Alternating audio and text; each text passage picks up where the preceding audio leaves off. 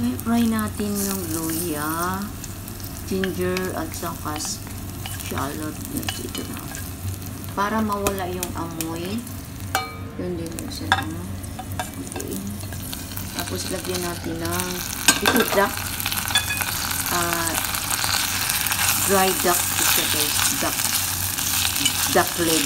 So gagawin natin ng lapchong. Alam ba ninyo ano yung lapchong? Sa Chinese yan lapchong guys. Ito muna. Pag ako nagluluto ng lapchong, itong duck leg, niluluto ko muna siya.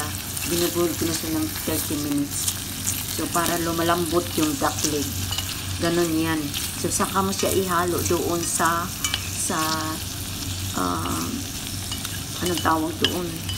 Yung lapchong sa ibabaw ng rice. Pero naluto na siya. Kailangan maluto siya. Hindi pwedeng hindi paluto. Kasi madali lang yung maluto. Kasi dito, matigas pa to eh.